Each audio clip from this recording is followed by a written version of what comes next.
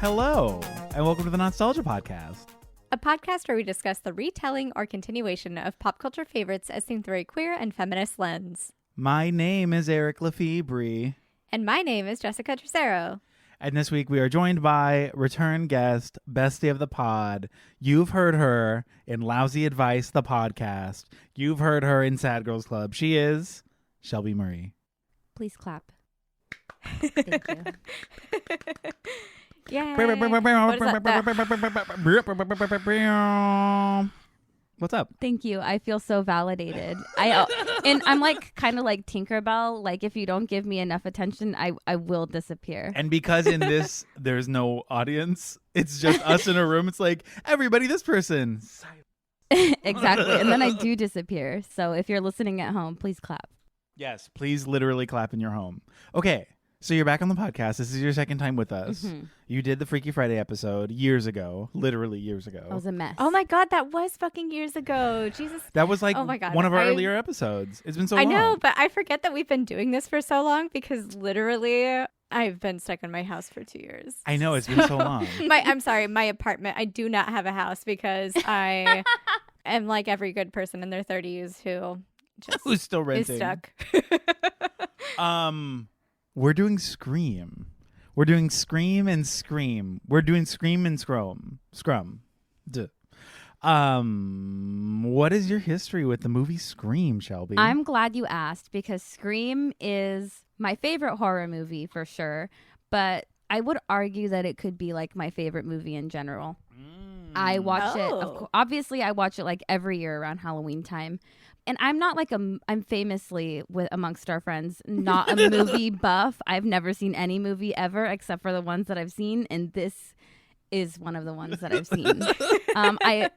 I feel like it's maybe because I saw it for the first time when I was in high school, probably like freshman year at a sleepover, I think is when it was. And I just remember seeing like Drew Barrymore and I mean, literally everybody in that movie and being like, why do I want to be her? And then later I was like, oh, I was just super bisexual. Yeah. So she's just hot as fuck. And a very special place in my heart for many reasons. Yeah. So I kind of associate those two things now. Yeah, I would. But, yeah. Seen it a million times. I love it. Love it. Gorge. Jess, what is your history with this movie? Oh my gosh. I've had no fucking history with this movie or these movies. I'm sorry. With this franchise. Like, okay, everybody here, longtime listeners, know that I have never been into scary movies. I watched Arachnophobia when I was like 8 after my mom got bit by a brown recluse spider and was like, everything is awful. I can't do any scary movies and also have a phobia of spiders now. But anyways, I would have nightmares like night terrors and stuff like that as a kid. So like, and then of course, I think we've talked about it too, where like my family was like, religious out of convenient when it was convenient, right? So they're like, oh, this is the devil, you can't watch this. So everything was like hyper scary to me. So no scary movies ever. And then as we've started watching scary movies for this podcast, I've been like, maybe they fuck, maybe like this is like really good. Right? Because like I always thought that scary movies were just like jump scare, right? Or like, softcore porn. I was like, okay, like fine. Or like, like just people like cutting off their limbs like in Saw and stuff like that. Like nobody, yeah. I feel like people only in the past like couple years started telling me that horror could actually be like good and like a good commentary and just like fun. And then this is like one especially where I'm like, wow, horror is just really fucking good. And I've been missing out and I was wrong. Why the fuck did nobody tell me that like horror is actually really fucking cool? There's so much to sift through within that genre though that like. And there's so many subgenres too. There's so many like, there's like the more auteurship ones, but then there's also like, this is only here so we can kill people. Like it's a cut them up, it's a bleed them out. That's why it exists. Like, there's no story. Okay. These people aren't real. So we're just watching, like, I'm sorry, we're watching the elevated horror films here on this pod. One is, I feel like this one is, this one is also weird because it is like, there aren't a lot of like meta horror movies. There are some good ones like Cabin in the Woods. A good one, Evil Dead. That's a super silly slapstick one that's kind of like jokesy but also gross. This one is way more though, because obviously Jamie Kennedy, he's like you have to know your movies and this is a movie and we're in a movie and you're like, oh my God, here we go. This is great. But yeah, it's just it's such like a interesting game change for horror. It's like a fun horror movie. Yeah. Okay, I guess I'll say mine now. Yeah, I was going to say, I'm Eric. capitalizing. I just love Scream. I saw it when I was a kid, and I just like really enjoyed it. It was so fun. I love Matthew Lillard. I'm a huge Matthew Lillard fan in general. So like a young him being in this, and I think this was his second or third ever. I think He was in Serial Scooby-Doo around this time too, right? Well, this was a few years before Scooby-Doo. Yeah. Because he was in Serial Mom. That was, I think, his first big role. And then I think he had one thing before this, maybe. And then I believe Wasn't it's it Scream. SLC? It was SLC Punk, right? That was, I think, Right? 2002. Whoa. All I right. know. Isn't that crazy? That's I crazy. know. But it was one of his first things. And so seeing him, it's like amazing. Obviously, the whole cast is great. It's so silly. sorry. It's so stupid. SLC Punk was 1998. I did have to correct that because I was like, It "There's was no fucking 98. way." Okay. Yeah, it was That made 98. me feel so much better. Thank you. Because this was 96. So that was a couple years after this. Oh, okay. Well, I love Matthew Lillard. I think he's gorgeous. Well, I don't have a crush on him. I think his acting career is gorgeous. That's what I mean by that. I mean, sure, but also 13 Ghosts, Scooby-Doo, Scream, obsessed with the guy. Yeah, I just like Scream. I think Scream is so cool, and it's so classic, and it's neat. There's so much I want to talk about with the next one, like with the follow-up, because you literally said like elevated horror, and in the first scene where she's like, I only watch things like It Follows, Hereditary, and whatever, and I'm like, shut the fuck up. I feel so attacked. I liked. I loved I it. I feel appreciated the so- nod to new Same. horror, the good movies too. know. I thought it It's was good clever. movies, but it's so clever, and it is so the It's like the Babadook is my favorite movie. because of the commentary, and she's talking about like how it's like the mother, like the it's a commentary on trauma and on loss, and you're like, this is just what I sound Get like. out. Yeah. I'm so That made me think of you when I was watching it too. I was like, this person is Eric. I felt so called out. Literally, I forget the third movie, but she said It Follows, Hereditary, and The Witch. Are you fucking kidding me? If that's not like the like two of the movies that I espouse as like my favorite horror movies, so dumb. Ugh. Yeah, Gorgeous. no, I Anyways. definitely, that was a choice to use elevated horror. I was, it was like a little sneak peek. Yeah, I was gonna save it for the next one, but it was on top of my mind because we were talking about it, so I said it. Should we just dive in and talk about Scream? Let's do it.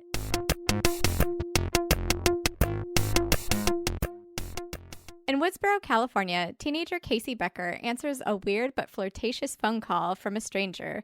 The call quickly escalates from a seemingly harmless prank to grotesque double homicide by a masked murderer, aka Ghostface. As the news outlets flock to the town to cover the tragic murders, this news hits a little too close to home, literally, for high schooler Sydney Prescott, as it's almost the 1-year anniversary of her own mother's rape/murder. After an uncomfortable interaction with Gail Weathers, local TV news anchor hoping to make a name for herself through her non-consensual book about the Prescott's family trauma, Sydney looks to her friends and boyfriend for comfort with a mixed degree of success. With her dad out of town on business, her best friend Tatum decides to stay the night. However, before she arrives, Sydney herself gets a weird flirtatious phone call from a stranger that quickly escalates into another attempted Ghostface murder. Luckily, Sydney is able to get away, but has her boyfriend Billy Loomis arrested as the key suspect, who is quickly released after Sydney gets yet another Ghostface call at Tatum's house. Things are weird and messy, and true to the genre, Billy's best friend Stu Mocker throws a party to celebrate the school closure due to all the murder happening. Sydney and Tatum show up with Tatum's brother/police escort Deputy Sheriff Dewey, who invites his crush, Gail Weathers. Gail plants a camera in the house while Stu and friends debate the rules of horror murder stuff, and Sydney decides to lose her virginity to Billy. See? Messy. Anyways, post-coitus, Billy and Sydney are attacked by Ghostface. Billy dies, Tatum dies, Randy dies, TV camera guy dies. Sydney is about to die, and it turns out Billy isn't dead because he and Stu combined their powers to become Ghostface, and they were also responsible for the murder and rape of Sydney's mom and framed the man in jail for it. Messy. Sydney manages to get away. A game of hide-and-seek ensues. Gail comes back. Sydney drops the TV on Stu's head and he dies. Gail shoots Billy and he dies. Overall, a lot of murder happens, but in the end, the women have each other's back. Ooh. Okay. Where do we start? Drew Barrymore. Great. Stunning. Right? No notes. No, I'm just kidding. I mean, truly, it's like, it is it's the perfect like bait and switch, right? Genius. They were geniuses Like for that. she's on the poster. They're selling this movie as like a Drew Barrymore horror. That's how we're gonna sell it. She's in the opening scene. Yes, the star of the film in our opening scene. She dies in 7-8 minutes. Like she's just gone. And then it's like the movie. She's not in it. Here it is, and you're like. What? But every second that she is on screen is so suspenseful and just like perfect. Like I have anxiety the whole time watching it and I know what happens. Well, every time though I feel that same like kind of rush like, oh, she's flirting. Oh, what's going to happen? The staging too, because it's like the popcorn is like a close up of it popping open. And then she's kind of like flirting with the knife a little bit. Like, I'm just in my kitchen and here's a knife. And it's like, ugh. But it's such a good stage setter because of the whole like, what's your favorite scary movie? Like, let's talk about horror as a genre. And they're like, do you like Halloween? Do you like Friday the 13th? And it's like, I'm gonna quiz you on trivia. She's like, no, don't. I don't want to die. Like it's so funny and so just like it's perfect. It's like the perfect opening scene. The way that they were building tension, and that's something that I thought was just so good right off the bat, where like you said, she's like, she gets this phone call, it's kind of weird, but she like stays on the phone and she's like lying to this dude like, oh, I don't have a boyfriend, whatever, like get out of here. And she starts popping the popcorn, which is when the tension starts to build. And as the tension is like coming to its apex, the popcorn is literally smoking. It's like the house is going to catch on fire. There's like a bunch of stuff. And like also the subtle shift between like a regular camera lens to the anamorphic lens. So it feels more squished. It feels more claustrophobic, which was really cool. But I was so obsessed with this whole thing because one, Drew Barrymore is incredible, and this scene was just so. I get it. I get why it's iconic. I fucking get it now. But it's also. I love that the movie was going to be called Scary Movie before they changed it to Scream. Like, you know how Scary Movie is like the funny one? Yeah. So it was before that. The original script for this was just called Scary Movie. It was going to be called Scary Movie. So all of the lines in the first scene, and anytime they talk about it, it's like, what's your favorite scary movie? They keep saying the name of the fucking movie in the movie if it was called Scary Movie. So it was going to be even more inside where it's like, your favorite scary movie. That's even more scary meta. movies. Do you love scary movies? Yes. It is, but then at the very end, like one of the last lines of the movie is Scream. Yes. So that's just, they're so fucking clever through this whole movie. It is so funny that then Scary Movie happened and now it's like the opposite like slapstick farce of whatever. But anyways, I interrupted you for that. Oh, no, you're good. I really like also that she was really smart too. Or like she was like, I love the line where she's like, look, if you want to talk to somebody, there's 900 numbers to call. I was like, that is something that nobody that is born today would understand, right? Yeah. Those were like the sexy porn numbers. But I really like the way that the murders are framed. I liked the way, especially with like Drew's murder and then like the attempted murder of like Sydney and stuff like that, right? Where like, it's a woman on her own, feeling good about herself. Everything is great. And then somebody calls her. And when she's not receptive to this unwanted, like unfamiliar call, right? And she's unreceptive to what this male presence is like, you know, demanding from her. That's when she starts to be attacked. That's when he starts, you know, calling, Ghostface starts calling her like a little bitch. I'm going to cut you up. You know, the police aren't going to make it. So he's like taken that away from her. And at the very end of like that first scene, you know, Drew's death, we see her like, I don't know what he like crushed her windpipe or something so she couldn't talk, but like we see her trying to scream out, like yell out for her mom and her dad who are literally like feet away from her. They could save her if only they would just look to the left, right? And like Ghostface literally took her voice away, you know? Yeah. And to me, Ghostface is, and also Billy Loomis by extension and everybody that takes on the Ghostface moniker is just this this super asshole gaslighting person that is also way too obsessed with pop culture and kind of like a super gross person, which I love that they lean into that because I feel like this movie, I don't know if any of you are Buffy fans. I watched Buffy for the first time a couple years ago. So you remember the season, I think it was like season 6, like after the big finale when like Buffy comes back and it's different and the bad guys are the internet trolls, the bad guys are these incel boys, and just like toxic fandom in general. Like this to me was reminiscent of that. And I love that because we're pinpointing at this point, like as a woman, like that is in a space criticizing what's really media. Scary. And it's right. I mean, it's every time. It's terrifying to have an opinion as a woman. And like, especially when you're talking about like pieces and franchises and movies or like things that people love and like base their entire identity around. Right. So they're having this conversation here, which I've always really, really appreciated, especially like early on before that was even really like a big conversation that people were having. And I also love that they carried that through to the next movie. Because in the next one, it's evolved like it's for with a lot the times, right? Because like I feel like it's also why a lot of people hated it. Because I know a lot of the like people who I've heard say why they don't like the next one, and we will talk about it then. But like part of why they don't like it is because it becomes too meta, and I'm like, no, that's the point of these movies. Yeah, that's the whole idea. That's the entire fucking idea of these movies. That's the entire point of the movie is that it is meta, and them discussing like, oh, it's not. It's like legacy characters and this. I mean, I don't want to get too into that scene, but like, yes. Yeah. That scene in particular, I was like, this is our thesis right here. I know. And also, literally. I have a hot take where,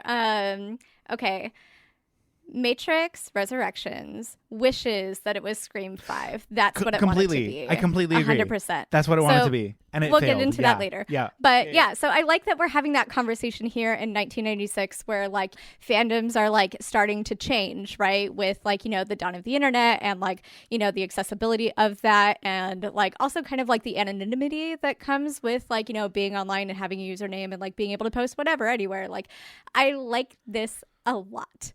And I like that through and through, Billy Loomis is a fucking villain. Even when we're so convinced that he's not the villain, he's still like, oh, your mom died a year ago. Like, we can fuck now. You should feel better about it already. Yes. Like, literally. through and through, no matter what, even when you think he's innocent, you don't fucking like him. He's still a bad guy. He's still a bad guy no matter what. He literally says, like, look, I get it. Your mom died, but that was over a year ago. My mom left my dad. My mom and she's left like, my dad. Hold on. This isn't, this is not and isn't about that just you. the And that's fucking not male, the same. Yes. The male species. Yes. 100%. Sorry. And like, okay. Oh, no. And men are trash. way- Men are bad. The way that So he bad. looks at her, right, where every time he looks at her, it's like she's betrayed him. Like he never looks at her like he loves her. Like he's like thinking the best for her. He's just And always The booty most tickled. gaslighting line of all, where he says, "You would rather label me a killer than fuck me." What? He's like, yes, yeah, yes, truly. Obviously. It's the God. same sentiment as, well, girls never want just like the nice guy. I don't know. It had like big that energy. Yes. Just through and through. Piece of shit. Like, and then I also like that Stu, through and through, you like him.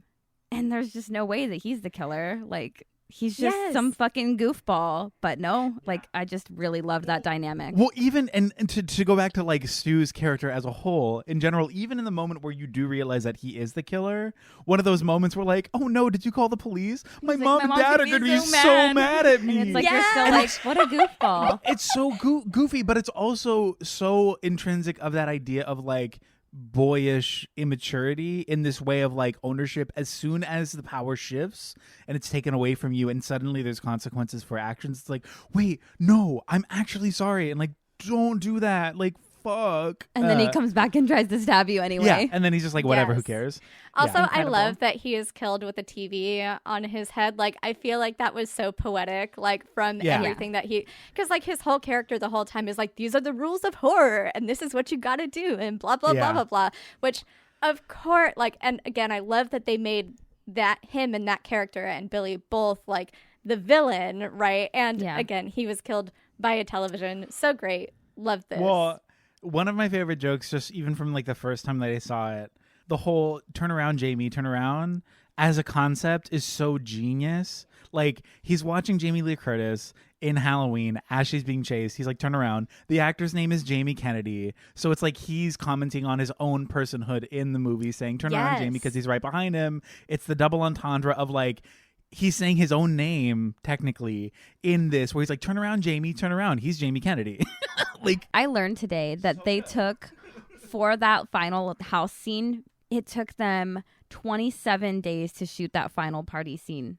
It was so bad that I was watching Hot Ones with Courtney Cox today because I've just been on a kick. And it took them, 27 days to film those final scenes. And Shit. it was so bad that everybody on the crew got a shirt that said, "I survived scene 180 something."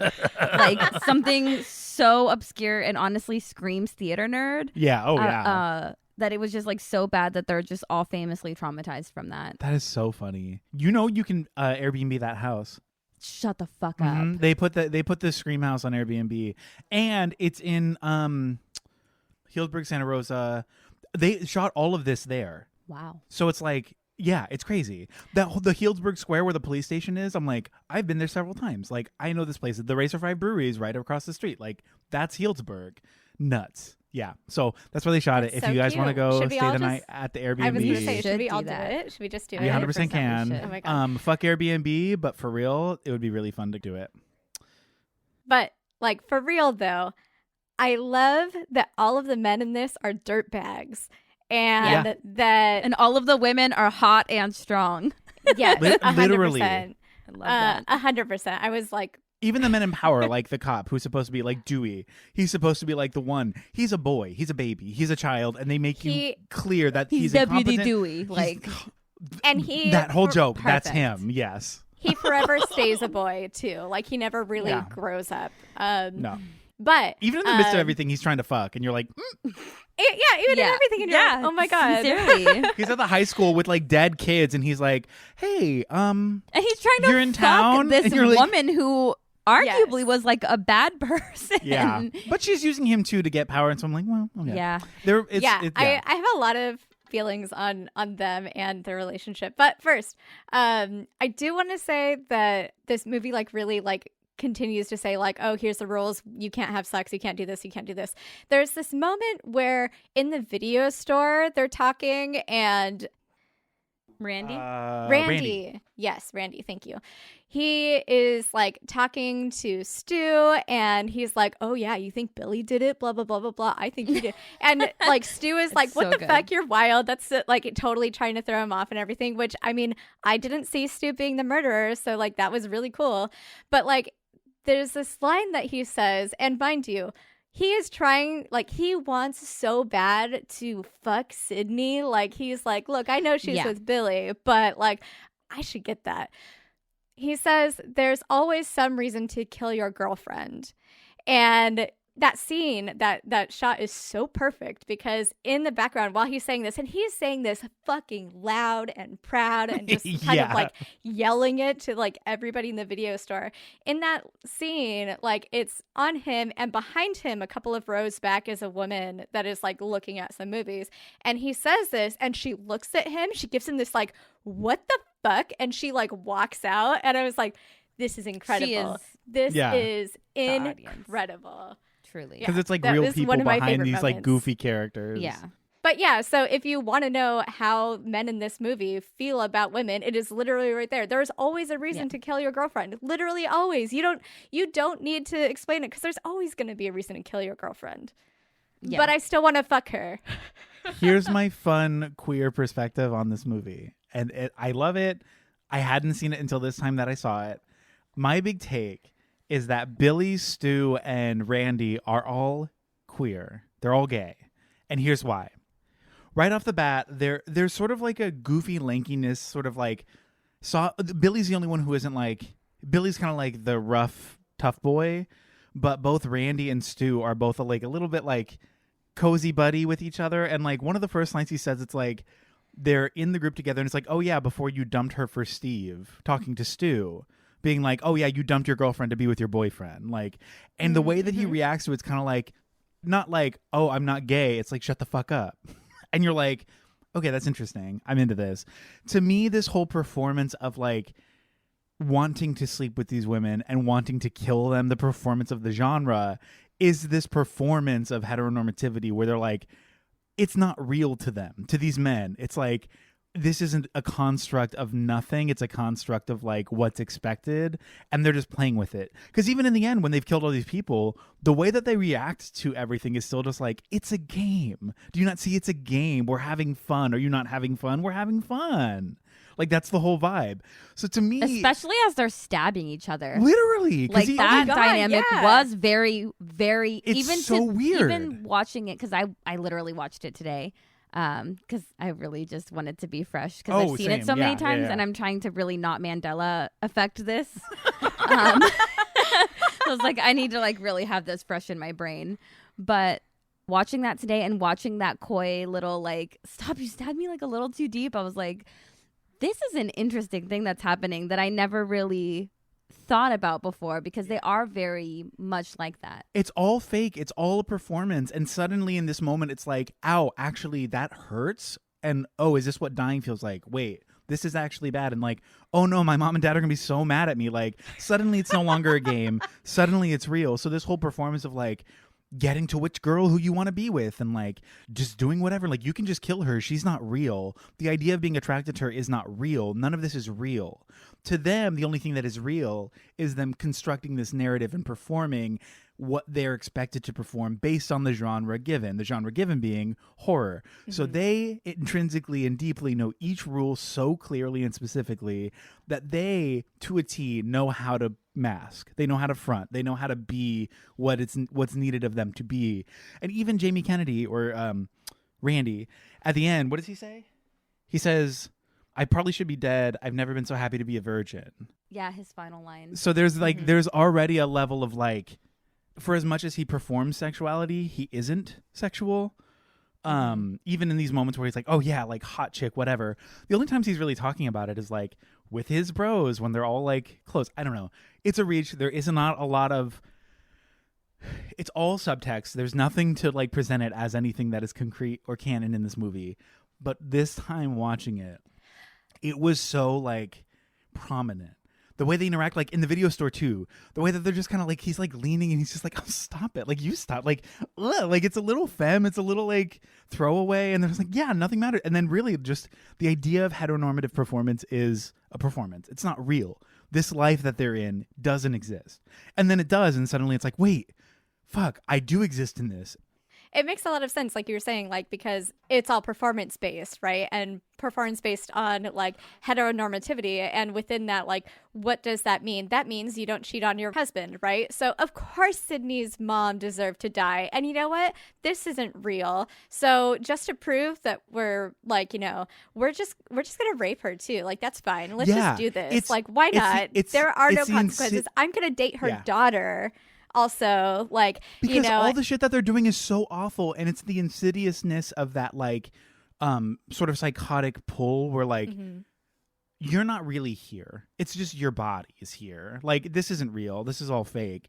It is so that, and it makes it even scarier for that like whole last scene when they're like in that kitchen. You're like, Jesus Christ, like these guys really don't know what they're doing. And I feel like it really gives people who are not like women an idea of how women feel just like walking down the street, like getting nervous seeing those guys. Yes. Oh yeah. It's very much like nice for me to feel like other people can feel that anxiety that maybe have never felt that before. Literally, well, and also Shelby too, like because Sydney and her mom are so hyper targeted in this too, which I'm sure we both know way better than we would like to, that's how these kind of men work. That's how they do it. You are a target, like, and it's not just like some random thing. It's like, no, they know everything about you. They know you better than you do. And they're going to tell you what you're like. There's this hyperfixation over women that they hate, that of course they hate just because they're gorgeous and they'll never be with them, because why would we? But I liked how specific that was, because yeah, it's scary as fuck. I mean, I literally just saw a tweet, and I mean, whatever, Twitter, that's fine. But it was literally this person on Twitter being like, I'm so excited today. My stalker and my like online person who's been like claiming that we're together and finding me in my home of 3 years finally admitted online that we broke up. I can breathe. Like that is just, it's so scary. So mortifying. Like he has to say it, and suddenly he's like, oh, I'm no longer interested because we broke up. And she's like, you're a stranger. Ugh. Like that's so scary. I know you said that, and I'm like, yep, that's how. I hate it when men. Yeah. And it is really, it's so really, scary. really fucking hard. Like having a stalker or having somebody come at you like that, whether you know them or not, is absolutely fucking terrifying. Yeah. So yeah, Shelby, people that never experienced that, you get to see what that's like and see how, like, it literally frames every moment of your being. You know, Sydney is fucking ready as soon as something happens, right? And she, like, also she's, like, way more fearless than I would have been. Rule. She does. Like, Quote, she fucking goes rule. outside and she's like, where are you? I don't see you. I don't believe you. Whatever, right?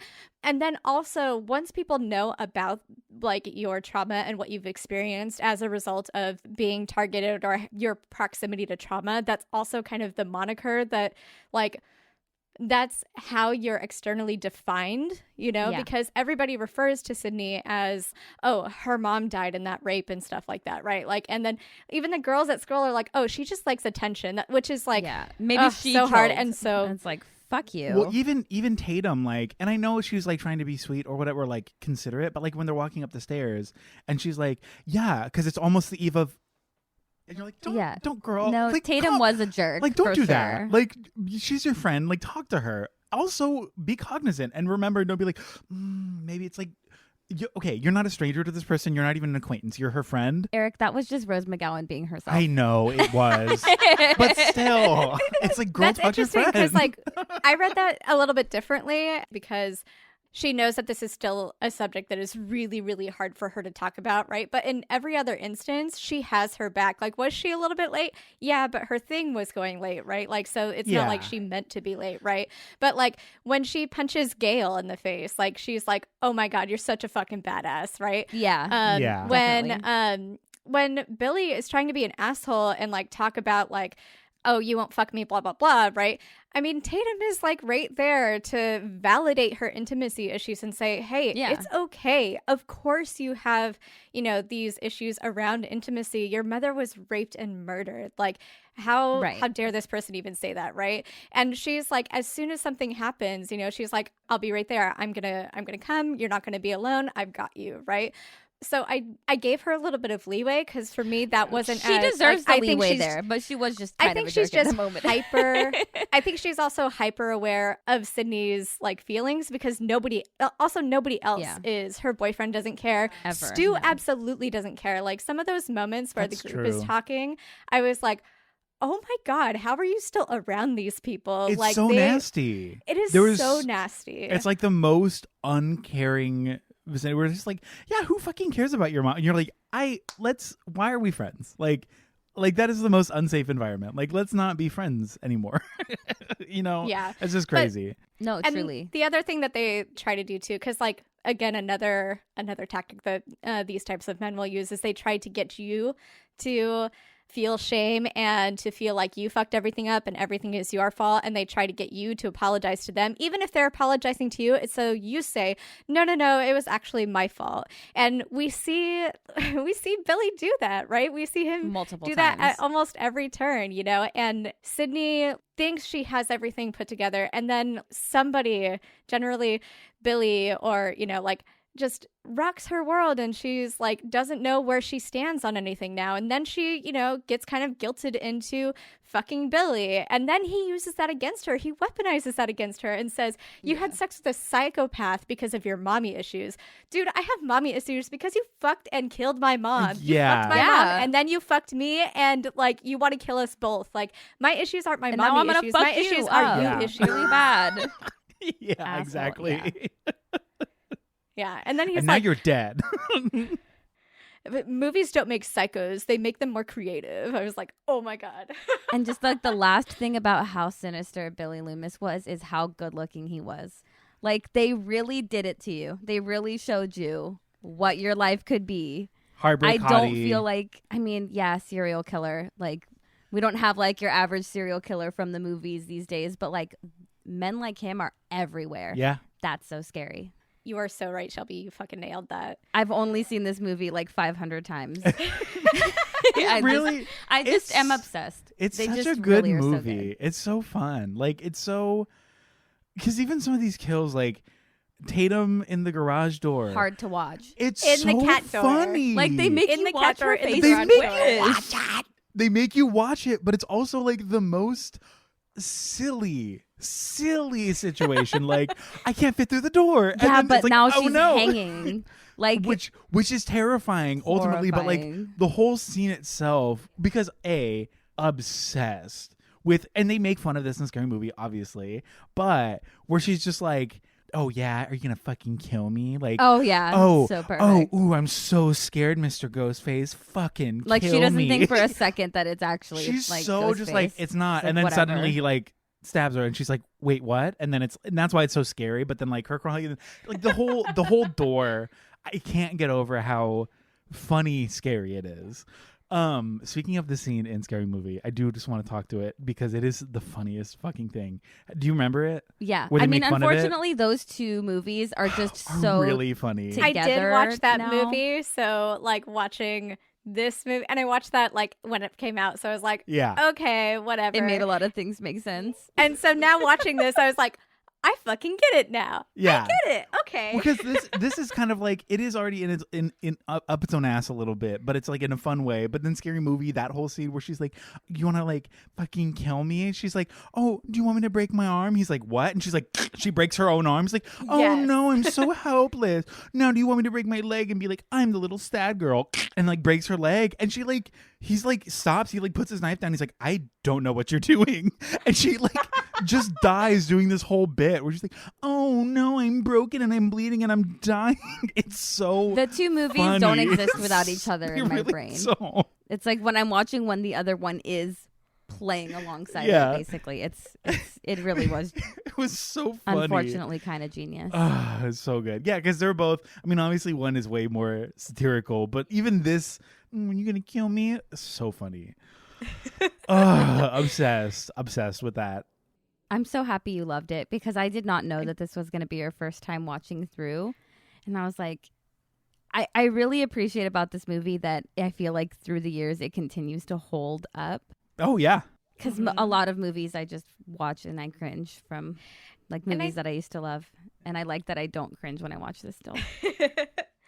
I feel like this movie holds up a lot too because, like you were saying earlier, like it could literally be anybody. Like we see a lot of the younger guys. I mean, obviously it's two young guys that are the killer, but we even see like the principal kind of like flirt with the idea of putting on the mask and like stabbing children, right? Like, Right. and at this point, because I was like, immediately was like, oh my God, it's the dad, like immediately, right? And then I was like, okay, well, you know, maybe not. Maybe, oh my God, is it Billy? No, it's not Billy. Oh, wait, shit, is it? Oh, it's the principal. And then he's dead. And I was like, okay, fuck, well, it's not the principal. like, and then they I find did the car not- and you're like, it is the dad. And then Billy dies after saying all that weird shit. And I was like, oh my God. So to me, the reveal was super satisfying. And I had no idea who it was going to be this entire time. And then when it was them, I was like, oh, It's such a good turn, the double murder. It's just so smart where it's like, no, yeah, we work together. I also really like how Gail, this character who initially builds her career and like her wealth on the suffering of other women, which also, you know, benefits men. She's trying to save men by extorting women's trauma, right? She's trying to get Cotton, the person that was framed for Sydney's mother's murder, like off jail with this book that she's trying to write. So like, and it's not about him. It's not about Sydney and her family. It's about her making a name for herself. And then I guess just a bonus is an innocent man walks free and fuck you, Sydney, and fuck your family, right? So Yeah. like, I really hated her at first. And then like, I like that we see her kind of start to question herself a little bit where like, and ultimately she shows up and saves the day. Ultimately, she's the one to help release Sydney from this absolute fucking nightmare that she was a part of creating, you know? Yeah. So I like that a lot. And I like it even more moving forward because absolutely after watching this movie, I did read the plot summary on Wikipedia for 2 through 4. Yeah. So that way I would be ready for 5 because I needed to know. And I do want to go back and watch those, even though I know that people say they're not good, but I do. You now I should just watch need them. to. I think they're worth it. I think it's worth watching. Yeah. One of my last notes, I just want to say, because I love the line read and I love Drew Barrymore. Yes, say it. I know. Wait, is it the one? Or wait, are you sure? About her boyfriend? Because that's one of the best lines ever written in any script. in the universe. So she's talking so on the good. phone to him and how like, oh, I thought you didn't have a boyfriend. He's big and he plays football and he'll kick the shit out of you. He'll kick the shit out of you. He's And it big was and he plays such a football good and he'll kick delivery. the shit out of you. She's so good at it. Iconic. It's such a good line. It's so funny because it is just the most like, it's the most generic and it's the most like silly and it's the most unbelievable. Like, he's not like, even if this guy wasn't like literally about to kill her, he's not. It's her this. convincing herself fully. It's her. It's literally her convincing herself. Yeah, it's her like trying to calm down. Like, yeah, I do have a guy coming, and he's gonna. And it's like, no, you don't. I'm like, I'm so sorry, and this sucks, but you don't. But it's just so fun. He's big and he plays football, and he's gonna kick the shit out of you. It's such a good line. It's so good. Okay, do we have anything else to say about Scream? I just a great film. don't. Shelby, do I you? don't either. It's Do you? just my favorite movie. I just thank you It's so for good. letting me talk about it. We should do the next one. Yeah. Okay, let's do the Let's next one.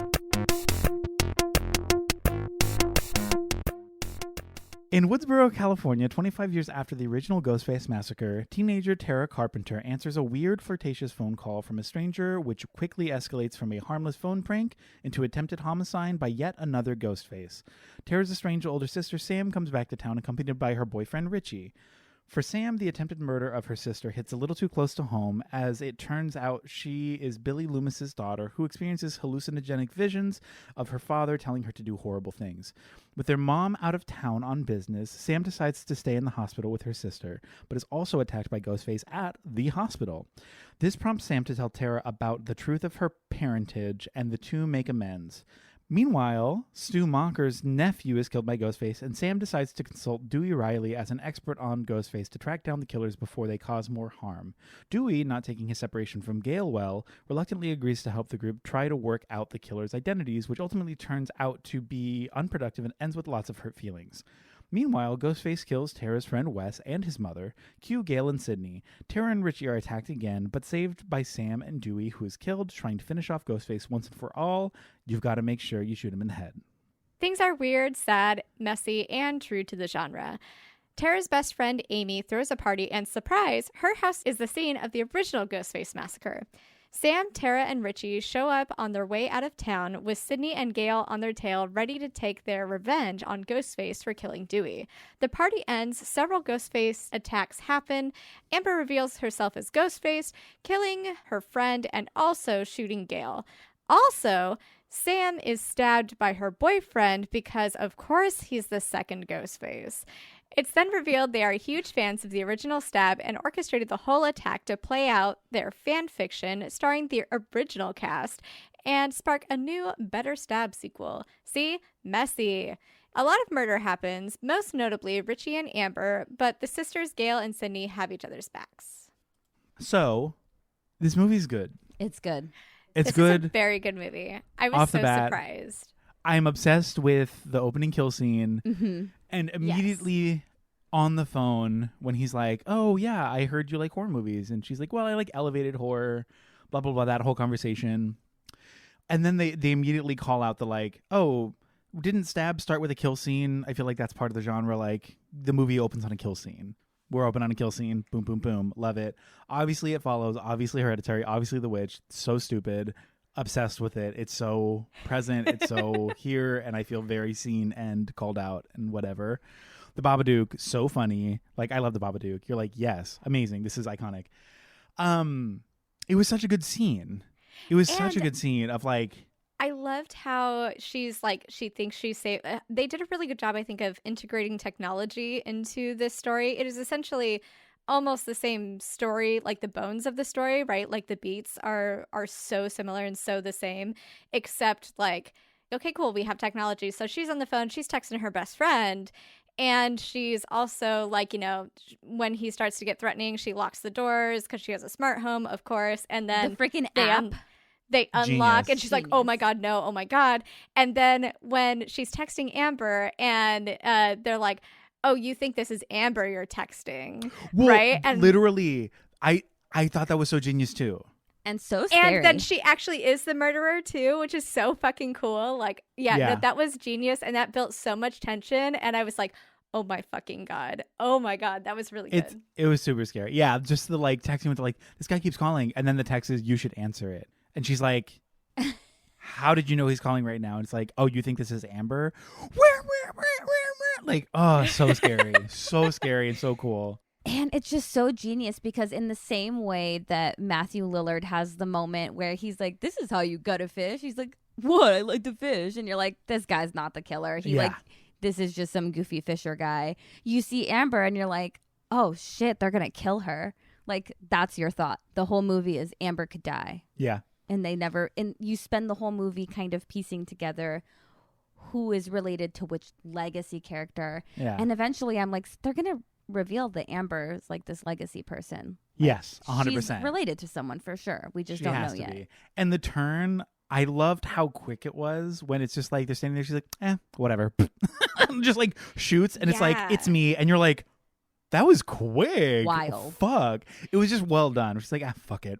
And in a big way, a lot of this like seemed even more sinister to me because like Amber, she grew up with these two sisters. It's not like she's just kind of been around. Like Sam babysat them, right? Like this group has all been best friends forever.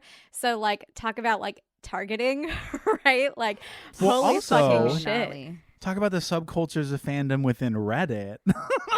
That is so funny as the concept of the horror and how... Dread it, you mean? Dread it? Yes, dread it, exactly. But just like, because I feel like some people would be like, oh God, there was Reddit. Like, no, that's literally the answer. Yeah, that makes sense. Like, this insidiousness of like them being so chronically online and like needing to enact this like wild fantasy of whatever where real life isn't really real. Crazy. As the kids would say, they needed to go touch some grass. They really did. And that's just wild. I loved Modesto. Shout out. I was just like, shout out Modesto. At first I was like, what the fuck are we doing? Why are we in Modesto, California? And just like the more I watched, the more wild it got for her reason for being there and how she met this guy and just the plot. There was a lot of plot in this movie. It was a lot of plot. I mean, but in that really nice classic way that they did in the original, nothing felt slow. I was like 20 minutes from finishing the movie and I was like, yeah, this is happening. I don't know. Like this has already happened. And Aaron's like, you've been watching this for like over an hour. And I'm like, and you're like, wait, well, what? It's just been moving really fast. Like you really don't have a moment to start to try to even piece everything together. Like everything moved so quickly, which I love in a scary movie. Yeah. And I thought the misdirect was cool too, because like Richie was like, oh my God, I've never seen Stab. Look, I'm watching it for the first time. Like the facade that him and Amber put up was really good. And I was like, speaking of that, my favorite thing is they literally gave it away very clearly and specifically with one line early on. And it's so overt. And I was like, I love that. They just told us who it is. Because the whole front half of the movie, what is his name? Richie. He spends the whole time being like, I don't know Stab. I know nothing about this. I saw Gone with the Wind. It's not like whatever. Or I haven't seen Gone with the Wind, blah, blah, blah. Yeah. After they meet Dewey, they leave his trailer and he says very clearly, yeah, he's way more fun in the movies. Babe, you haven't seen any of those movies. Wait. What are you talking about, Queen? Well, he did watch them in the hospital. He watched them in the hospital. Oh. But maybe I missed that. Right after that, Dewey like picks up, like they have their little powwow, right? And Dewey calls out the whole thing. He's like, all right, your boyfriend's it, Amber's it, this is happening. Like he literally reads the whole thing, reads the room, is like, cool, this is exactly what happened. And then the twins put together like why it happened, right? Where they're like the requel and like that whole like monologue about nostalgia and like they were my favorite. That was so good. That was so incredible. Okay. I loved that. I feel like such much. a silly guy because I really thought I was onto something there. And I was like, I got it. Nope. He watched the movies in the hospital. Of course he did. Okay. So scratch that. But going to that scene, it's literally the crux of what Scream is about. This scene specifically of them. This is the Jamie Kennedy in the blockbuster talking about genre. That's this scene. That's all this is. But so eloquently again talking about like, well, they call it this or they call it that, whatever. It's a reboot sequel with legacy characters. That's what this is. To introduce new and the way that she just goes through like all the characters, she's like, it's like this, it's like Star Wars. And what was the line? the guy who directed Knives Out or whatever. Yeah. Well, they're talking about that, and then it's like a call to the Star Wars movie where everyone fucking hated him, blah, blah, blah. And I just like how it all ends. It's like, well, then whatever. It's like, babe, you're the star. What are you talking about? Like, this is your story. Like, we're all tangential to you. It's about you. And she's like, it was such a good scene. So good. You know what I mean? Okay. And I would challenge, if anybody listening watched the new Scream and hated it, but you liked the new Matrix, come at me. Let's talk, because there's no fucking way. Like, this movie did that whole meta commentary so much better. And it's also so true to the original Scream. Like, I feel like to be mad at that, you really didn't like the first Scream.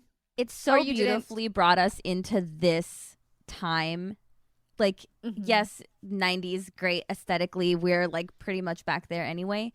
But to bring it in to this time and be naturally very inclusive and everything is in there, and you hear people online being like, well, they're just like trying to be woke. But I watched that and I'm like, it just felt like there were people in it. Like, there was never one moment where I was like, oh yeah, this is like pandering, which is what I normally feel like when absolutely. someone is complaining about it's too woke. I'm just like, oh, this movie's pandering. That's why you feel that way. Like, that's kind of how I feel, right? Like, it's every time. What is woke about this? Like, what is woke that you don't like about this? People are actually talking about their feelings, because they really didn't do that, and like really didn't like resolve any of those feelings in the first one, right? Whereas here we get some of that closure with Tara and Sam, right? Where they kind of like talk about that, and she's like, look, this isn't like, you're not your dad. Like, I'm not mad at you. I'm mad that you didn't trust me and that you left. Like, you're not this, right? And so like, people are talking about their feelings, and people are queer. Like, what the fuck? Like, I don't get that. Exactly.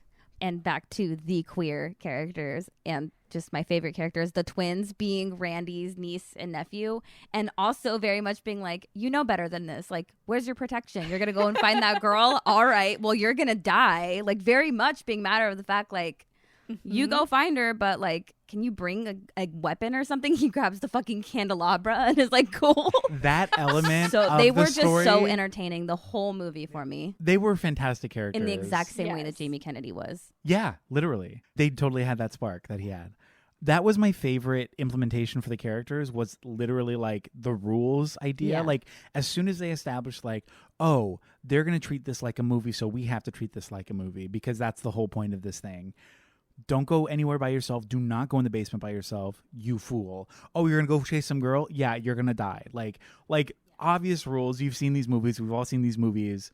Do not break the rules, because if you break the rules, you'll die. And then as these characters break the rules, that's when they die. And like the scene when Mindy goes downstairs with Liv. It's like, oh yeah, go get some beer. And then they have that like tit for tat, like, yeah, I could have been the killer. It's like, how do I know you're not the killer? Well, how do I know you're not the killer? Well, if I was the killer, I would do this. And how do you know that I'm not the killer? I you don't know. But don't you don't know that me. I'm literally don't trust me. And then they get to the stairs and it's like, who's going first? You know? Like, yeah. Who's gonna go first? Like, it was so funny, because it's like they're taking it seriously, but it's very clearly like, this is a comedy. Like, this is comedic. This is so inside itself on the rules of horror that, being like, so sure of yourself, knowing the rules, and knowing that she just knows that she's gonna live. Yeah. She knows it. Well, she knows it. Yeah. And she knows that her brother's not. Yeah. She's like, whatever. But for It's the your fandom, problem. for the property, for the legacy. Like, they have the Randy shrine Oh my God. Yes. on their fireplace, and you're like, these kids are well trained. The rules thing, I can't get over. I was so impressed by it. It was so good. And even that turn when she like shoots them in the kitchen, you know it's her. And then as soon as Courtney Cox and Campbell show up, and she's like, ow, I've been stabbed. Oh my gosh. Fuck, I'm broken. I'm whatever. Like, outside, and then instantly turns it off as soon as they're like, you're fake. So good. Are you kidding And she's me? like, yeah. Yeah, Boom. give her an award. Give her like, an award. Yeah, like they were like, what do you what do you think? I think she's faking it. And she hears it, she's like, yeah, fuck it. And shoots her and runs in, and you're like, this is genius. She's so good. That whole like performance, that was so scary. That was terrifying. Like, but fun and terrifying. Ugh. I like so that good. Courtney Cox got to punch someone finally. Yes. 100%. 100%. I guess well, that was part of the whole thing, was like, do we have to die too, right? But they're like, well, he had to die. You have to kill off a legacy you character. need to know that do. there's stakes, right? And it has to be the beloved one. It does. And yeah. that is very much Dewey. But they also killed off Deputy Hicks, Wes's mom. And she's also a legacy character. Oh, technically. And they're like, I also like that they're like, well, Wes is like, I'm a legacy. Like, my mom's a legacy. And they're like, no, it's like not you. And then he instantly, it's like, and they're being so careful. She's like, you know what's going on? And he's like, yeah, I do. And then he instantly just dies. Yeah. Like, and he took a shower. You know you're not supposed to do that. Yeah. And I like that he's also arguably like the most prepared, the one that tries to like be as safe as possible, right? Where he's like telling his friends like, hey, you have pepper spray, like you have something, like protect yourself, right? Like he is the one that reaches out to Sam, right? Like he's really looking out for everybody, and he's the really one that like instantly gets framed by Amber. That's like, is Wes still bugging you? And then he's just like this nice guy, and I was just expecting him to be Billy 2.0, you know?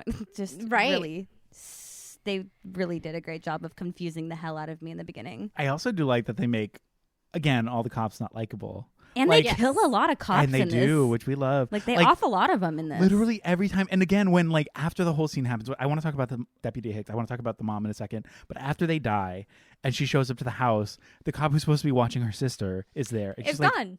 What the heck are you doing? What are you doing here? It's like, oh, I just got called over. And it's like, where? What about my sister? Like, I don't know. You're like, what do you mean you don't know? I'm over here. Yeah. It's so funny, and it's just like, oh yeah, dumb fucking cops. But even her, right before she's about to leave, she knows she's gonna go do something. She downs a glass of wine, which I was like, ooh, okay. What else does she do? Oh, when she like hits her siren and runs past the thing and almost hits somebody, the guy's like, fuck you. Yeah. Like, I'm here. Hi, don't hit me with your fucking car. They're like, we're killing every cop in this. There will be none left. No, none of them, none of the characters. You don't ever hear them being like, I'm gonna call the cops. Like, I don't think I heard that line once. No. This is probably one of the first scary movies that I've seen that was like, yeah, we're not calling the cops. Yeah. We're fighting. This is a game. Yeah, this is a game. Which was and very even Sam's introduction too. Like the first thing that she does is like yell at the cops, right? And they're just like, well, like, no, get out of here. You gotta leave. You gotta leave. And she's like, are you capable? Do you know what you're doing? And I love that. It's great. Yeah. It was a good movie. I like this movie. It's so fun. And I was nervous because, as they say in this movie, like after the second, third movie, like it really falls off. Yeah. I think that they're all worth at least one watch, just to kind of, if you're going to watch this new one, like it's probably good to watch the other ones too. But you don't have to, because they fell off so bad. And like if you don't have to, you don't even have to acknowledge them. If they're going to try to keep this up the same pace, like with this new sequel to this requel, whatever, I hope it's just as good. I hope it like stays on prequel. the commentary. Yeah. Like I would love to see, like, I want to know who those girls' mom is. Like Jess keeps saying, like, I want to know who the carpenter lady is. But if they're going to do a prequel, they better put all the same actors in young makeup, or they have to do the Irish Minute. Or like do the de-aging thing. Yeah, exactly. Where they like made Robert De Niro look like 20. Oh my God. And he's like 65. Yeah, you know what? I said that out loud. I take it back. I actually don't want them to do that anymore. I want it. Now I want it, because then to me, that can be a whole commentary on like that part of Hollywood. Yes. If you get exactly. smart with it. I think That's that would true. be really good. I also just like the scene when they're in the car and there's the misdirect where Richie's like trying to say like, I haven't seen it. And she's like, oh, it's the movie where this happens. He's like, that sounds like Halloween.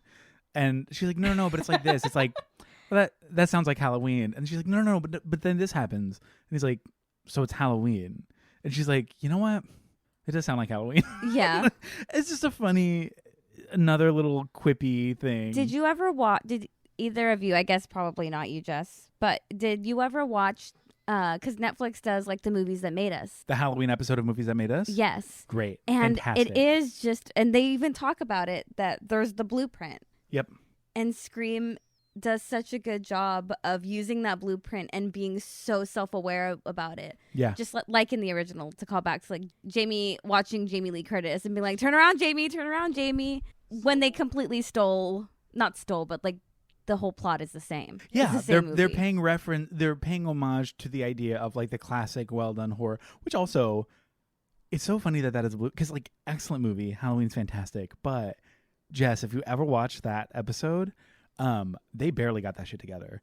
It was like so close to being an I watched absolute. it. It was. Oh, you did? Oh, Yeah. great. It's so close to being an absolute fucking abject failure. Where it's like, what are we shooting next? They had like no money. I don't know. for Let's it, go over too. there.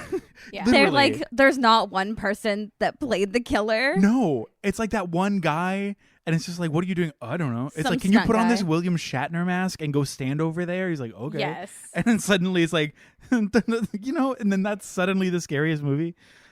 Whatever. It's crazy because like, yes, that is the blueprint, but it's also a movie that very clearly was so close to not being made and was not that planned. I mean, John Carpenter's amazing, but I get that where it's like literally we don't know the shot. Like, I don't have a shot list for the rest of the night. We have to go. We have to wrap it. I don't know what I'm shooting. Fuck it. Let's go over there and shoot something. And Scream was like, let's do that, but with a clear vision and with more commentary. yeah, literally. It's just really interesting to me. Which so honestly, fun. for me, kind of made the whole thing. Like, I mean, I like the movie. I like the story, but like, if you took out that commentary, I wouldn't like it as much. Like, Well, because but I that's the feel thing. like that's Yeah. part of what like makes. That's what makes it. And I'm so If we glad had to that, watch it at face value, it just, It would be no Like- different than how many other movies. There would be nothing about it that's Exactly. unique. It would be the same. Again, it would be the blueprint, but in a boring way. It wouldn't say anything. It wouldn't do anything. It would just exist, which is fine. There's a lot of those movies out there, but it wouldn't be Scream. yeah. And that's why, like, I'm so glad that, like, that formula, because I was like, do they still do that? Like, how are they going to do that? And so that's why when I was reading on Wikipedia, I was like, oh my God, they make stab movies? Like, oh my God. So I was like, fucking obsessed. And I was so glad that I read all those things before moving into this one, because I would have probably been a little bit lost.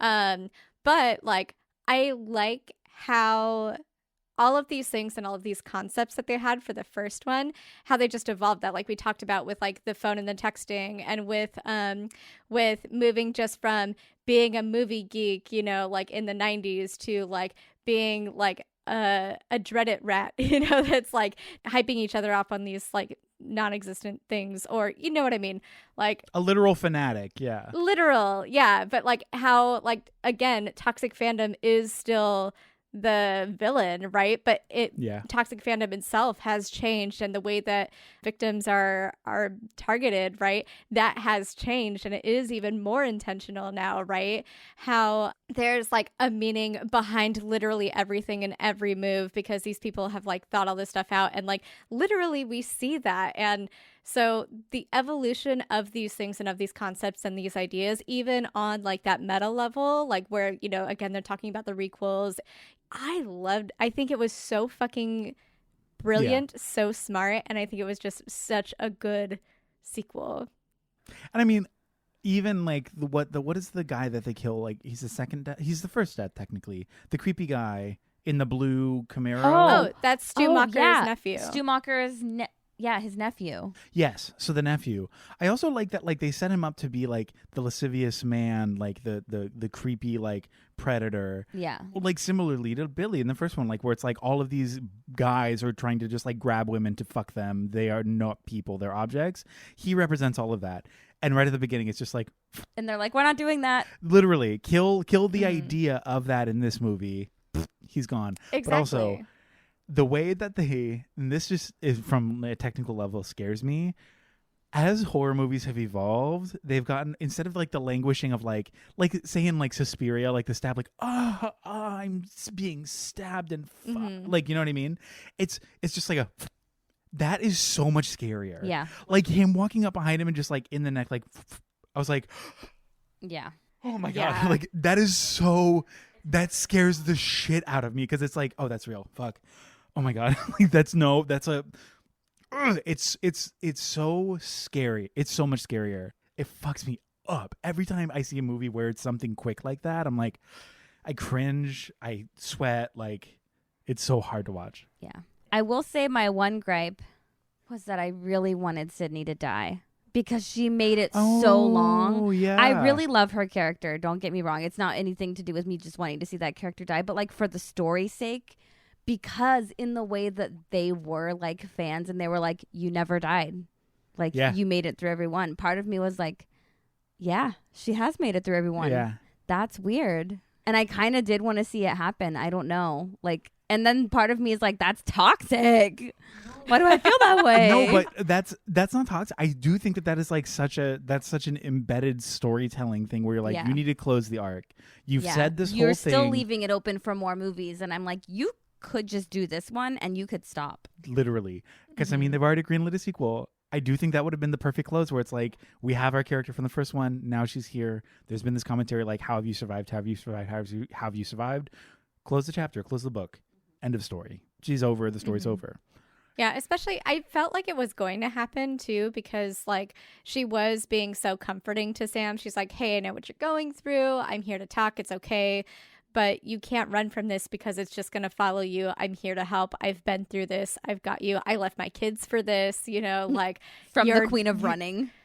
You're not alone. And I was like, okay, cool. This is what they're setting up, right? I mean, I do think that it would have been better narratively if they did that. I agree with you. I also like the idea of Sam going up to her at the end of the movie and being like, am I going to be okay? Like, is this like a thing? And she's like, hey, it's going to suck, but you're going to make it through this like eventually. But I'm here, you know, like, because I don't know, I'm conflicted because I do think that it would have been good for the story if she had died, but also like I like the idea of women surviving trauma and this much trauma and like Truly. and if Sydney goes to help somebody that's experiencing the same sort of trauma that she experienced and dies, what does that say about Sam and her future, you know? So yeah, definitely. That's a great point. Now that I think about it, I'm like, you know what?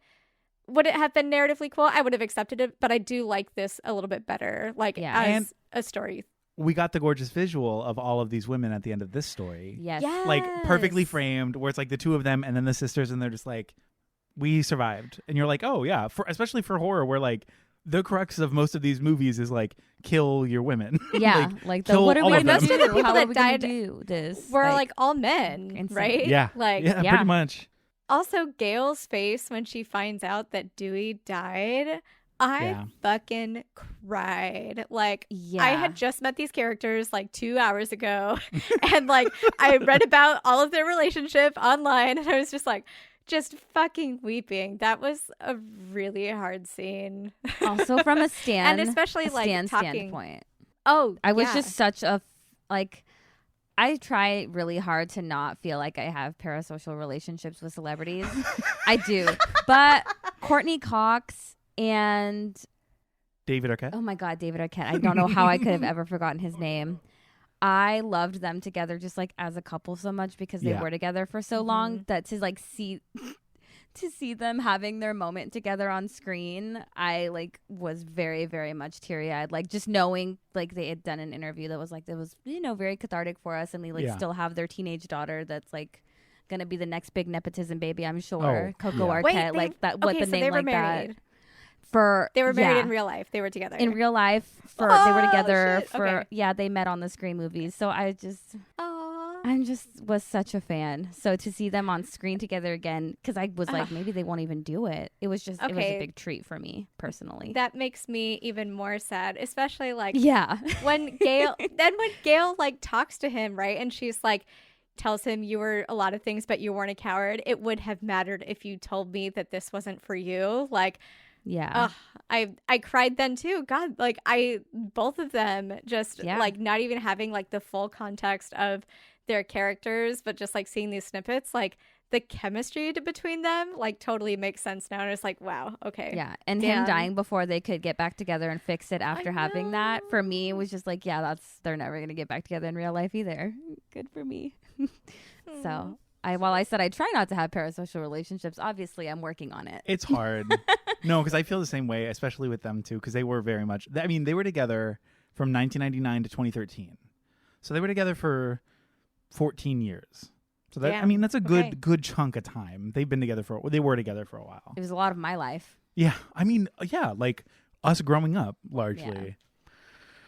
But yeah, I Coco, Coco Arquette, indeed. oh, that's so cute. She's gonna be that's a star. such a good. Yeah, she's name. gonna be a freaking star Well, for sure. Already with an Arquette, Yeah, you're gonna get Yeah. it. But Coco Arquette, babes, Absolutely. from It's the over. Courtney Cox Arquette. Like, it's over. It's yeah. I only know that because Olivia Rodrigo loves is friends with all the nepotism babies. Oh, of course. And I just watch her stories and be like, it must be nice being them. Anyway, And being famous. and being Oh my famous. god. I love them. Yeah. What's that like? Congrats. Right. Congrats to them. Good for them. Oh, Okay. Good for them. Okay. There are two things that did bug me that I feel like didn't get resolved or weren't really talked about. One being the bruises on the male twin's arm, right? I Oh, feel like there's yeah. a deleted scene there. Yeah. And two, what's the pink hair girl's name? I forgot her name. But like we have like these like moments where she seems unstable or where like, you know, like they're kind of painting her in that light where you're like, they're trying to like, well, you can't trust her. She's like, maybe she's the killer, maybe whatever, right? Maybe she had that thing with that guy, and it seemed like there was a lot of subplot there that There was we a lot never of actually saw subplot. through. Yeah. Yeah, and I think that if they included that might make that like the stew, like that guy's death, like maybe a little bit, because I was like, oh, okay, he's dead. Like it was just like, here he is, and he's dead. Okay, but like Yeah. also like they did these like weird things with her that like I feel like were meant to hold more weight in the actual story, where like Yeah. everybody goes to the hospital and she's like, no, I'm gonna stay here. It's fine, whatever, right? And then she doesn't want to use like find my friends, which I guess like we find that later, right? But like she also doesn't want to have sex, but then all of a sudden she's like, I mean, they put a lot of things out there. I feel like she was just really a messy character, but not in like a good and thoughtful Yeah. way. She was just kind of like, she was there. Yeah. She could have just as easily not been in the story. Yes. If they were to have removed her. But I feel like because she did have so many weird things about her that there's an extended version that we're like not seeing that I would be interested to watch because I Yeah. want to know why that happened. Well, Because you're very right. part of me thinks her character is literally just for the archetype of horror girl. Like where she's messy, she's chaotic, doesn't Yeah. really make any good decisions. It's like very whatever, like no, I'm chaste, I'm a virgin, but suddenly wants to fuck. Like all of those tropes of like the very typical horror girl. Yeah. It was all her, right? So that's how I read her, where like all of these other very Okay. astute young people who are like, no, we have to play by the rules. Here's what it is. And somebody like, yeah, that's why this is this. It's like all these people. And she's like, wait, what do you mean? Like she's the girl from every other horror movie, butted up That against lives. yes. Butted up against That is all true. of these other smart people who are so inside and so into exactly, they know the nuances of the genre and everything. She's like, what's a war? What do you mean? Like she's the silly dumb girl. But I feel every like horror Scream movie. is usually Scream is usually whatever.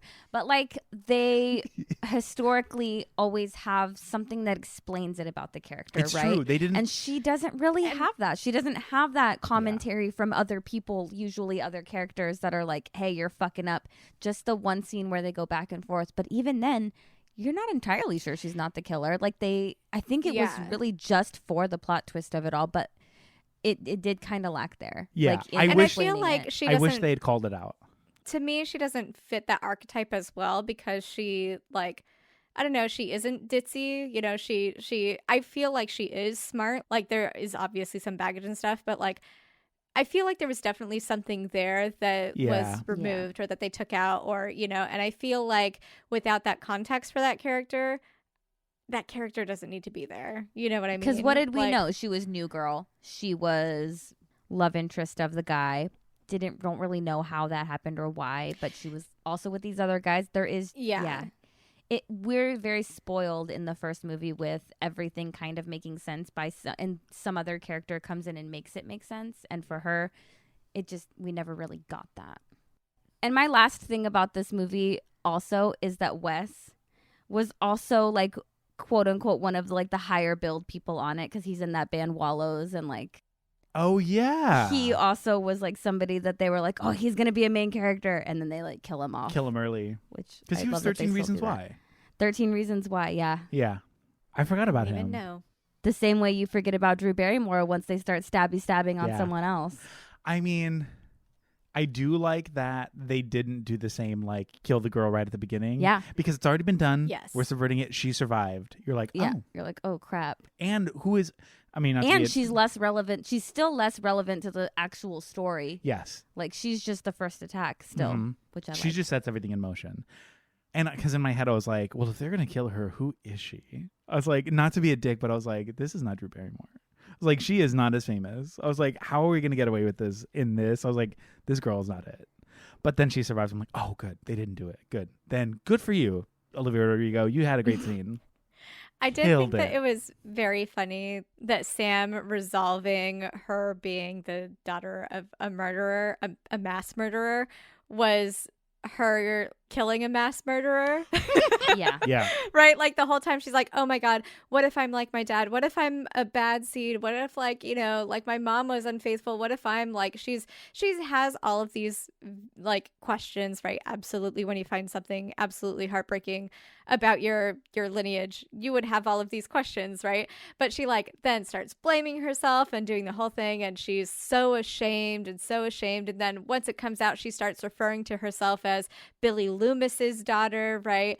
Then her whole resolution is like listening to him when he's just like, just kill him. It's fine. You could do it. Yeah. You've got me in you. You're capable of killing, right? Yeah. It was like, I don't know. And she goes off. Yeah. She fucking goes off. That was Like, holy wild to shit. watch. It was very cathartic to watch, Yeah. though. Yeah. Like to just watch. Also, to kill another- stabby. to kill another nepotism baby. Yeah. Iconic. Mm-hmm. Jack Quaid. Dennis Quaid's son. More oh my God, children. there's so of many Hollywood is a nepotism nightmare. babies. This is why we There's- can't get jobs in creative fields. There's literally Yeah. too Fuck many. you. That's literally the only reason.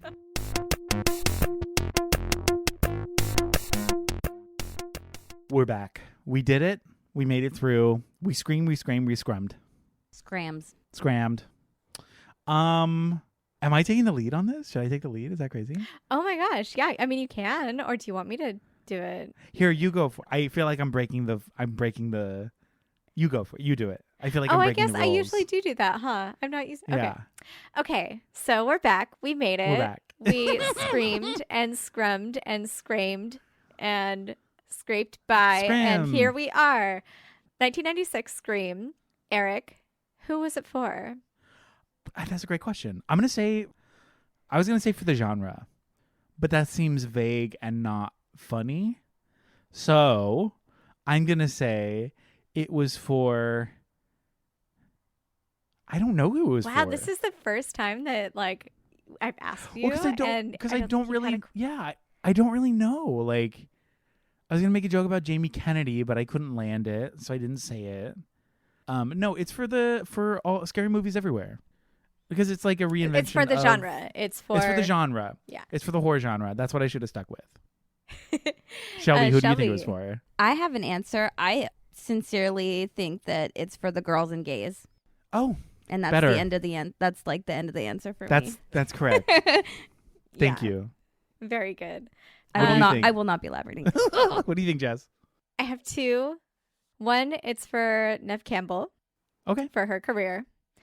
Two, it's for me. Now that I've seen this movie is for me, and I wholeheartedly embrace this. This goes into the pocket of beloved 90s, early 2000s media where things that I love, like Buffy, exist in. And it's so funny because I'm coming to this later in life, and like I never watched Buffy until like a couple of years ago, like just before the pandemic. And now I'm watching this, and I have this special place in my heart for these things. So it's for me, and every other answer is wrong. Thank you. I will not be taking questions. Gorgeous. I wish the listeners could hear how loud my head nodding is, because that I'm so happy for you.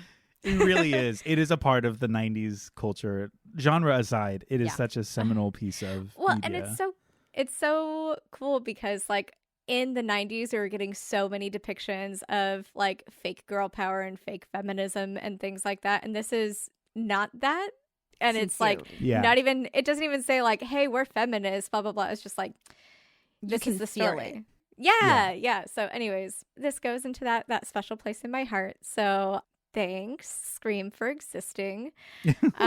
Eric, did you like it? I love it. Scream is such a good movie. It's so important. It's so good. Yeah, I love this movie. It's very good. Shelby. Love it. Sincerely, one of my favorite movies of all time. Yeah. Yeah, Jess. this movie is so fucking good. Again, very mad that nobody earlier in my life told me that horror could be more than just like a stabby stab, which is so funny because that's... I sincerely Anyways. thought you had already seen this. I had just assumed. No. I guess that was a poor mistake on my end, but I'm sure that we would have been in your ears much sooner had we known that you'd never seen this movie. Yeah. A lot of my cinema education has begun through this podcast, I will say. That's so fun. I like So- that. And I it will is say, very fun. I definitely try to like sneak in horror movies. Occasionally, be Oh. like, what was it like last I'm Halloween? I was onto like, you. let's do The Ring, let's do this other one, and you're like, no, and I'm like, that's totally cool. I get it. I'm so happy that we're like dipping into it now. Obviously, it's an outlet. This is an outlier, but Horror movies also give me anxiety. I feel that very much so. Eric is also the reason I end up watching a lot of scary movies that I otherwise would not have I know. I watched. showed her Hereditary. Well, no, you'd seen it before. No, I had not. You saw it there. Okay. No, I had not. I watched it in your creaky ass San Francisco I know. Cecilia house that was 100% haunted. Scary. Oh But my God. I told it's Jess. fine. I told Jess she should watch it. It's such a scary movie, and it's so funny because that's I- also one of the fucking movies that it's included in the like the sequel of this Yeah. goddamn thing where it's like Hereditary. I'm like, shut up. But Why it are we is doing this to scary. me? But it is scary, and it is a commentary on like generational trauma and loss and grief, and it's like such a good. It's so fucking good and scary. Anyways, I do so much better with scary movies when one, it's at home so I can watch it first thing in the morning with all of the lights on. I don't Yeah. care that it is daylight, like bright fucking daylight outside. And I can pause it when I need a break. And I can look at my phone like, okay, if you take out all of the stabby bits from this one, and that I don't like seeing that. I don't need to see that. That just creeps Yeah. me out and that scares me. So, because then I'm like, oh my God, what if that was me, right? Yeah. I do some projecting. So like when that happens, I just like look at my phone and like, you know, I can see things happening out of the peripheral. You can That's tell when great. it's done. Exactly. I love that. I also Yeah. am super down to watch scary, like I'm more down to watch a scary movie when I have it spoiled for me or have some context for it, because then it's like, I know what's happening. Nothing can hurt me now. yeah, Yeah. exactly. So- It's powerful. So Scream 2022. Eric, was this new, interesting, or the same, progressive, regressive? How are we feeling? It was new and interesting. I'm going to say it's all three, actually, because it stuck to the same exact idea of being so inside of itself and this genre bending, like commentary meta bullshit, but it heightened it, right? So it is the new interesting version of the same thing. They didn't try to reinvent it. They simply just modified it, added to it with the current landscape of media and of horror in general. So I think it's all three. I thought it was progressive in the way that it depicted all of its characters. I mean, queer characters, we love that. Yeah, Shelby. So it is new. Well, I don't know. It's just the perfect thing. It's new and it's progressive, but it's also not trying very hard to be new and progressive. It just naturally is with the times. Yeah. And I think that is what the original one did so well. I think it is like a great reflection of 1996's Scream. Mm-hmm. Well done. Yeah, 100%. It is very good. And I don't think that it's incredibly progressive, but it's not regressive. It's like, I think it's right where it needs to be within its genre. Yeah.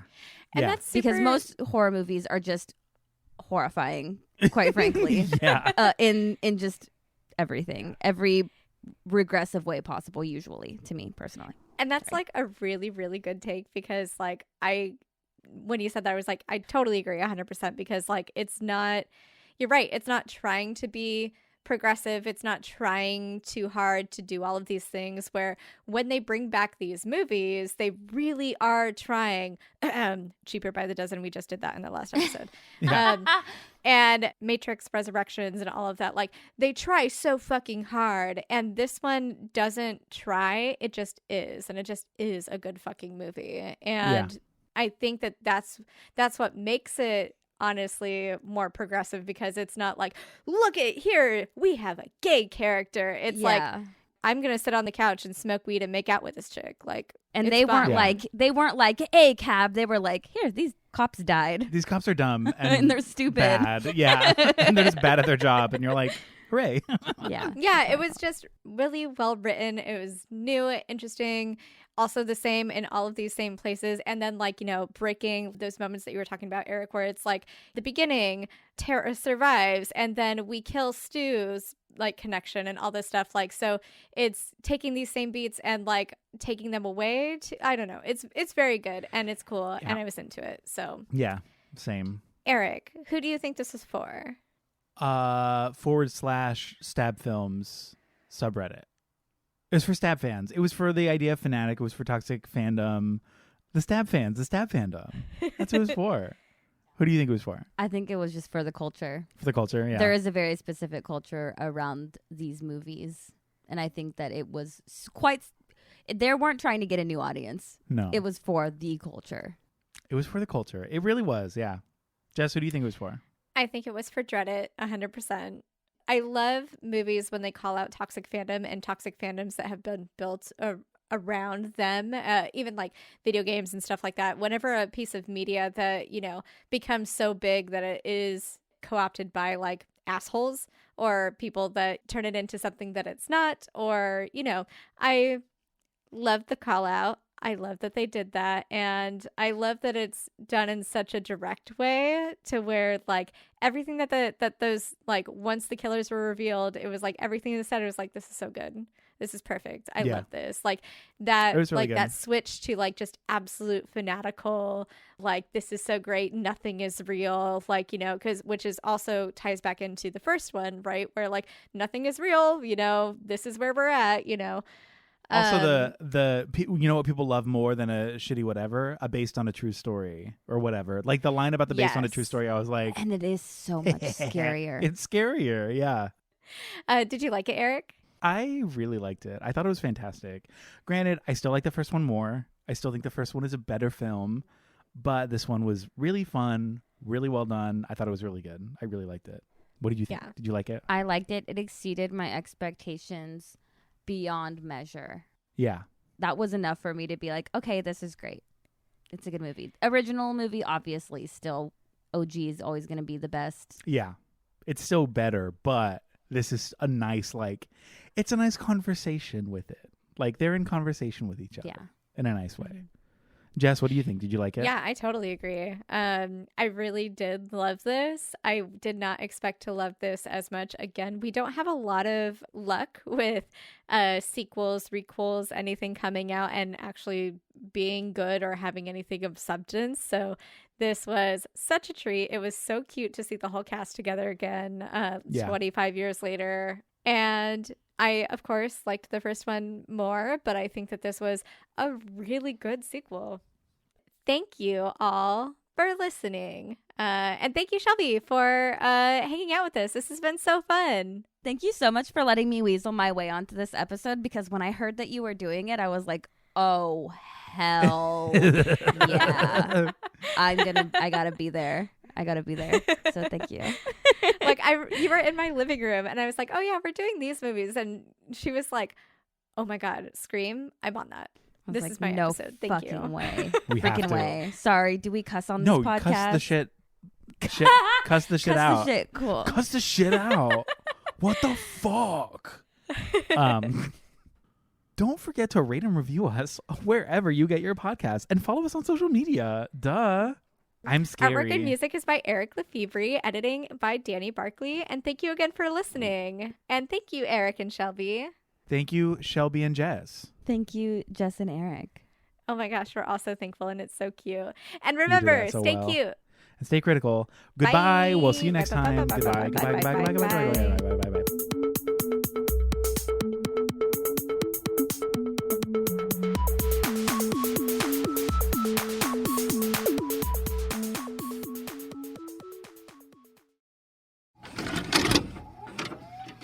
This podcast has been brought to you by the NOTstalgia Network. Visit thenotstalgianetwork.com for more. You enter the dungeon and see the evil wizard pointing his wand directly at you. He says, "Show me a funny and delightful actual play Dungeons & Dragons podcast, or I'll consume your souls!" What do? I take out my phone and find Quest Friends Forever on Spotify. I show him how to find Quest Friends Forever on Apple Podcasts. I share the Quest Friends Forever Instagram and YouTube pages with him. And you all get critical hits! Yay! Quest Friends Forever is an actual play podcast starring 4 friends with varying levels of Dungeons & Dragons experience. Join us for new episodes every other Wednesday as we embark on fantasy adventures, play fast and loose with the rules, and laugh at each other's shenanigans. No prior D&D knowledge is required to listen, so everyone can feel free to join the fun. Quest Friends 4, that's the number 4, like how there's 4 of us, ever. Find us on Apple, Spotify, or wherever you get your podcasts. That's Quest Friends Forever.